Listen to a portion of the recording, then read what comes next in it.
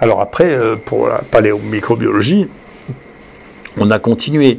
Donc je discutais avec mon copain Olivier Dutour, et je voulais absolument savoir, par curiosité française, combien de gens étaient morts dans la campagne de Russie de typhus.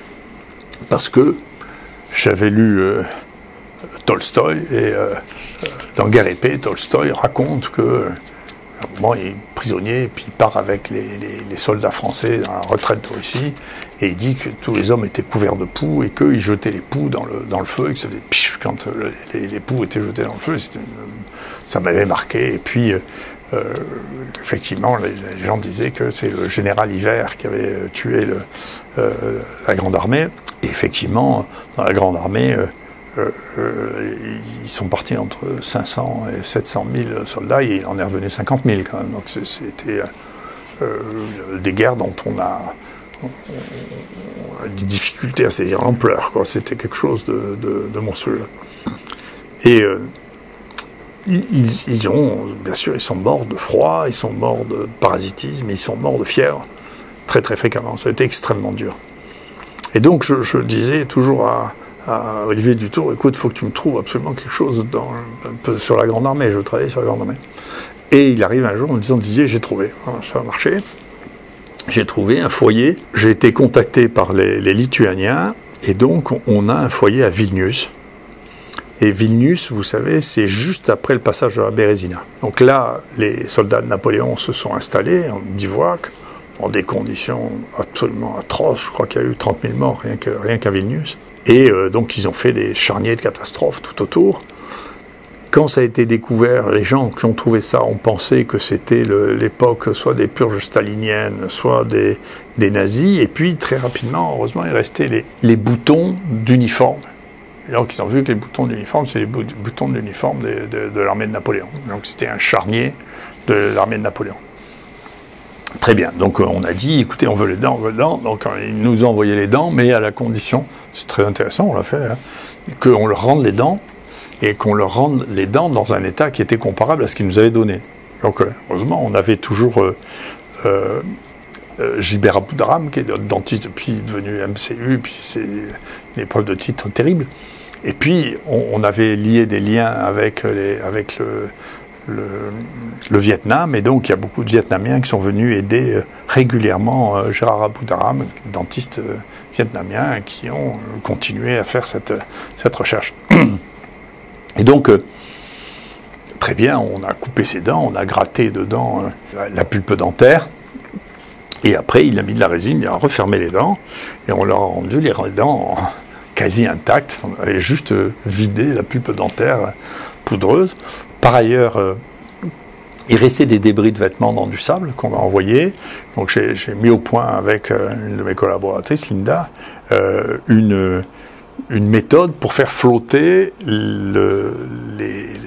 les débris de poux. La chitine flotte. Alors d'abord, heureusement, on avait des poux, donc on a pu tester, on a fait sécher les poux, on a regardé comment on arrivait à séparer par un mécanisme de flottaison les poux, du sable et des vêtements abîmés. Et finalement, un truc avec le kérosène faisait flotter les squelettes de poux et pas le reste. Et donc, on a utilisé ça, ce qui fait qu'on a pu avoir un poux et puis faire la PCR du poux et montrer que c'était bien des poux. Et puis, deuxièmement, dans les dents, on a trouvé du typhus, Bartonella quintana aussi, qui était pratiquement, on a l'impression que c'est toujours en même temps, quand on a les épidémies des poux, on a toujours les deux qui se baladent. Mais donc, 30% des soldats qui étaient morts à Vilnius avaient ces deux bactéries au moment où ils sont morts dans le sang. Donc c'était intéressant, c'est une histoire, ça nous amusait de raconter l'histoire. Et puis Michel a compris, et donc là a continué, et là sur cette dent avec Gérard Aboudaram, il explique bien ce que c'est la pulpe dentaire, et il montre bien, vous voyez, une image dans laquelle on voit une cellule qui est obtenue de la pulpe dentaire d'une dent qui a plusieurs milliers d'années. Donc vous voyez l'histoire il ne reste pas d'ADN, etc. Et puis ensuite, Michel a pu faire beaucoup d'analyses par protéomique, ce qui est encore plus facile parce que la la durée de vie des peptides est beaucoup plus longue que celle de l'ADN, donc c'est très facile. Après, on a pu identifier avec Michel une épidémie qui avait frappé les gens de la guerre civile américaine. Alors, celui qui nous a donné, il a dit, faites-le, mais dites plus que c'est moi, parce qu'il a dû nous envoyer ça sans avoir d'accord avec ce truc. Enfin, du coup, on a trouvé que c'était un Vibrio vulnificus, qui avait dû leur donner, ça donne des épidémies de diarrhée, ça. Et donc, ils avaient dû manger des coquillages, ils mangeaient ça. Et donc, c'est comme ça qu'ils étaient tombés malades et qu'ils étaient morts. Donc, une partie des belligérants de la guerre civile américaine. Et puis ensuite, moi, j'ai un de mes bons amis italien qui est mort, malheureusement, qui s'appelle Giuseppe Cornaglia, qui était un amoureux du Caravage. Il adorait le Caravage. Donc, le Caravage est un personnage extrêmement attachant. D'abord, il fait une révolution picturale inouïe, parce que c'est pour ça qu'on a besoin de révolution scientifique ou qu'on a besoin de révolution artistique, parce que quand on a vu se déployer le génie humain dans un domaine, comment on fait pour avoir une existence lisible? Et quand on a le talent de le faire, vous ne pouviez pas, après ce qu'avaient fait Michel-Ange et Raphaël, vous ne pouviez pas faire la même chose. C'est faire des choses dégradées. Le niveau auquel c'est arrivé fait qu'il faut recommencer autre chose. Donc c'est ce qu'a fait Caravage. Et donc il a relancé une peinture exceptionnelle, un peu oubliée pendant un certain temps, et puis redécouverte au XXe siècle. Et donc Giuseppe était un amoureux du Caravage. Et il m'emmène un jour voir le type qui avait récolté ce qu'il pensait être, ou ce qu'il disait être, le squelette du Caravage. Alors Caravage était un personnage intéressant, il était un peu voyou, il a un très mauvais caractère. Beaucoup de ces très grands peintres avaient très mauvais caractère en pratique. Hein. Et donc, régulièrement, il avait des ennuis. Régulièrement, c'était le pape qui le sauvait. Souvent, les êtres d'exception ont été sauvés par des souverains d'exception.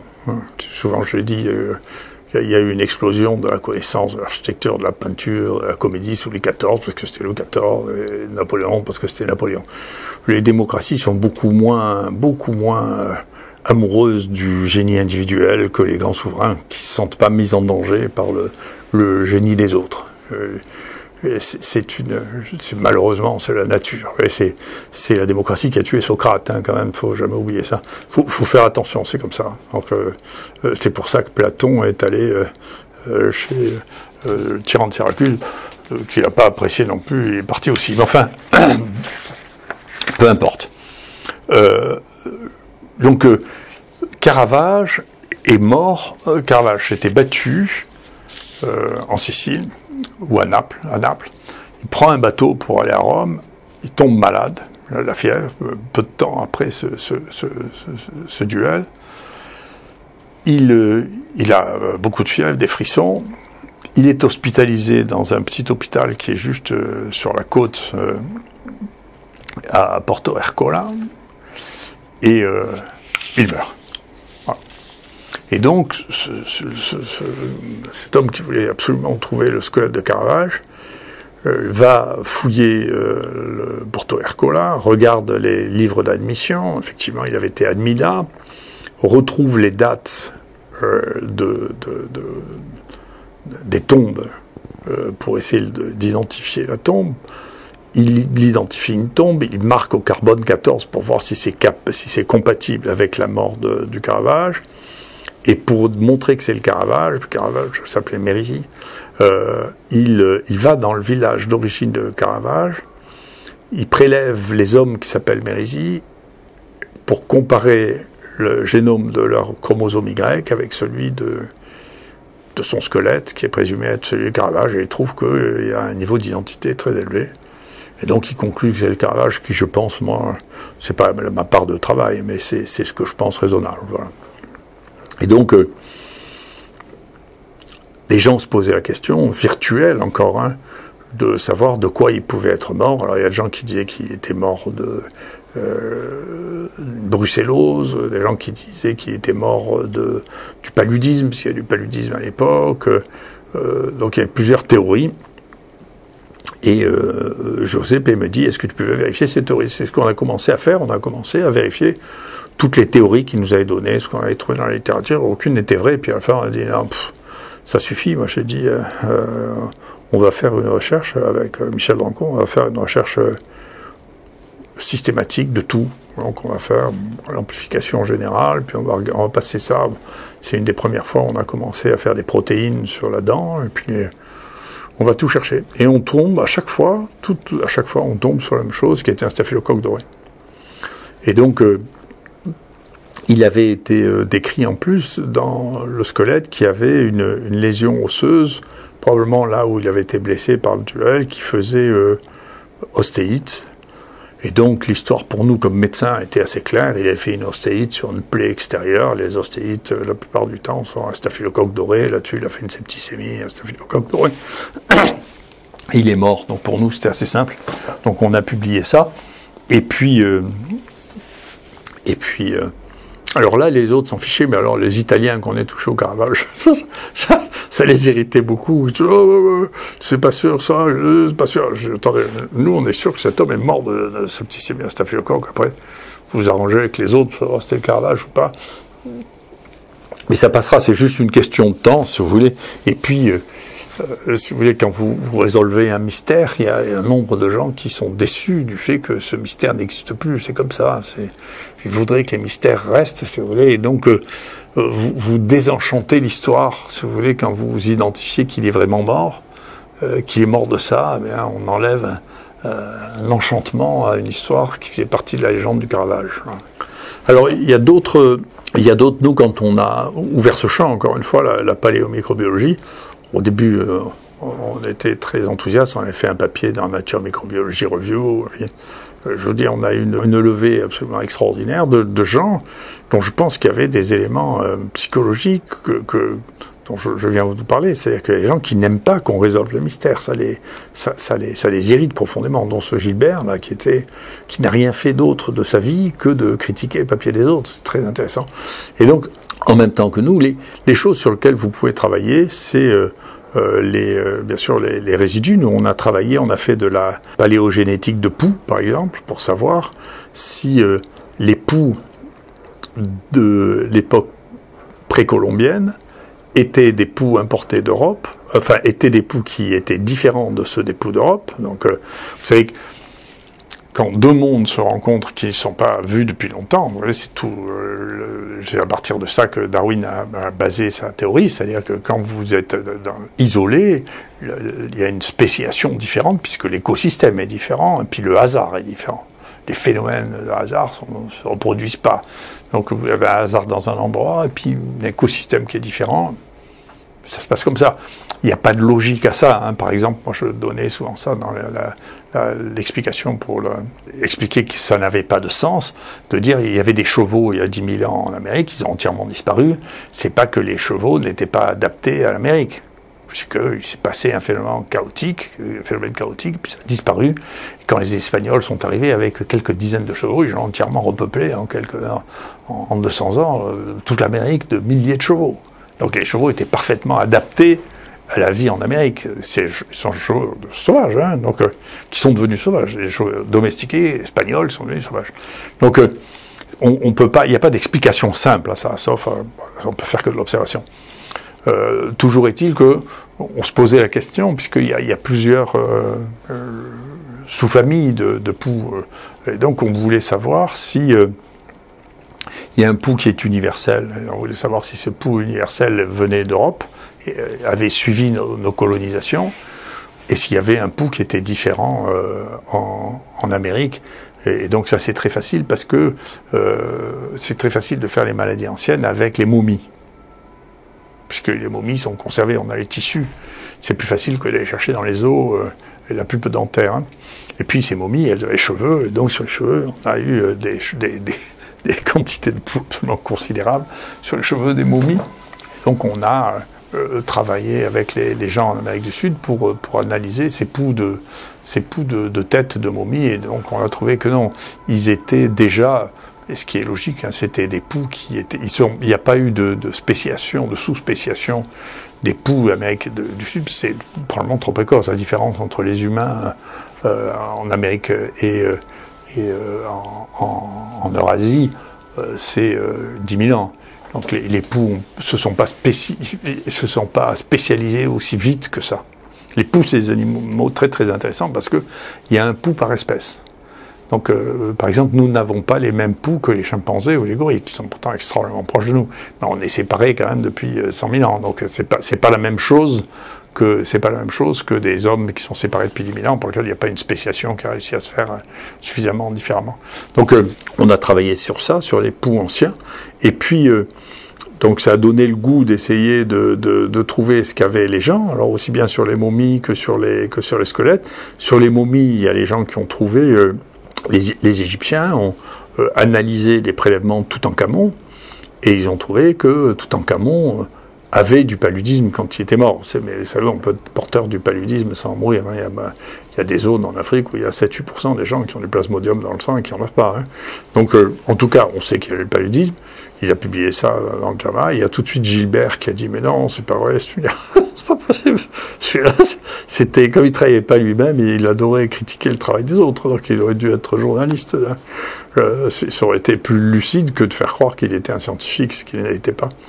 Et puis, il y a aussi... alors. Ça, c'est une histoire, malheureusement, qui n'est pas finie. Moi, j'aurais bien voulu aider à la finir.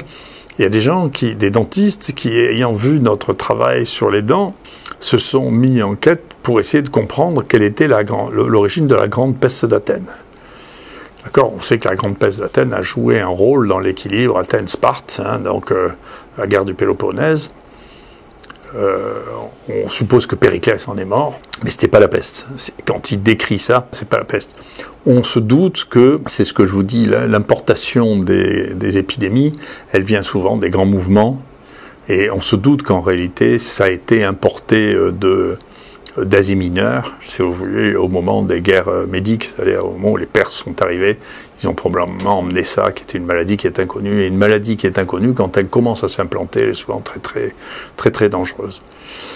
Donc il y avait plusieurs hypothèses qui avaient été émises, le typhus, la peste, la variole, la typhoïde. Voilà. Et le type prépare des amorces, type honnête, dentiste, il regarde dans les pulpes dentaires, il teste les amorces, et qu'est-ce qu'il voit ?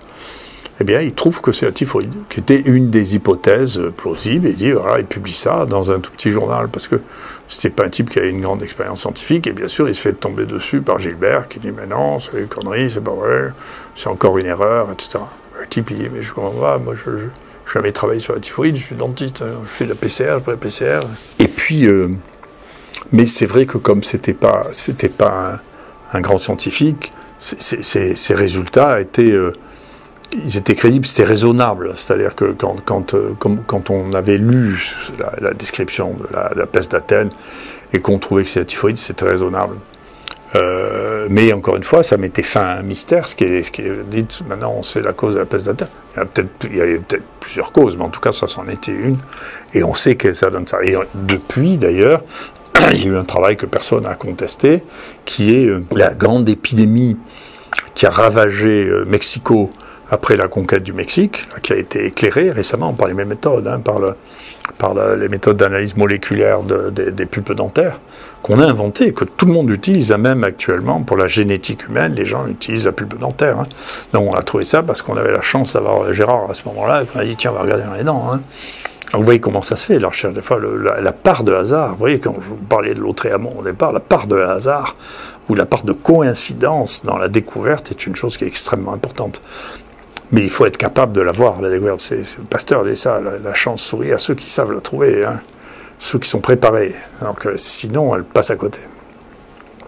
Et donc, eux ont fait une énorme analyse. Pendant longtemps, on a dit que la mortalité de Mexico était due à la variole. C'est très plausible, la variole a peut-être joué un rôle. C'est bien plausible que la rougeole a joué un rôle aussi. Hein. Ça, c'est deux maladies qui ont été importées. Mais ce qu'eux ont trouvé, c'est la typhoïde. Donc une épidémie de typhoïde absolument épouvantable, ce qui n'était pas une hypothèse qui avait été proposée avant. c'est de l'observation. Mais il y a une épidémie de typhoïde épouvantable, ce qui fait que, a posteriori, ça donne raison aussi à la découverte des Grecs sur le fait que leur épidémie terrible était aussi de la typhoïde. Donc quand la typhoïde rentre pour la première fois, ça donne des choses qui sont extrêmement spectaculaires. Et donc c'est un champ qui continue à se développer et qui est très très intéressant parce que du coup on a trouvé que contrairement à ce que disaient tous les épidémiologistes, modélisateurs, la peste, ça c'est une fille qui est chez moi, qui était chez moi, qui est une chercheuse que j'ai adorée, qui est morte malheureusement très jeune, qui s'appelle Christelle Desnus. Elle avait appris à regarder. La première chose que je lui ai apprise à faire, on va retrouver ça dans le contre la méthode. La première chose que j'ai appris à faire, c'est, je dis, regarde dans la poubelle. Parce que elle était venue, c'était la femme d'un de mes collaborateurs qui revenait de postdoc. Elle a été dans le laboratoire d'un type qui sont les meilleurs dans l'analyse massive des virus par biologie moléculaire. Donc j'ai dit, tu es vraiment exactement ce qu'il nous faut. Et puis à l'époque, j'étais très très bien avec le directeur adjoint du CNRS, Elisine Jouin-Marche, qui lui a tout de suite trouvé un poste de postdoc, puis un poste de chargé de recherche. Et donc, elle m'a dit sur quoi je commence, et on était en train de travailler sur les virus géants. J'étais en train de finir mon deuxième virus géant que j'avais appelé Marseille Virus. Et je lui dis, écoute, si tu veux vraiment trouver quelque chose d'intéressant, regarde dans la poubelle.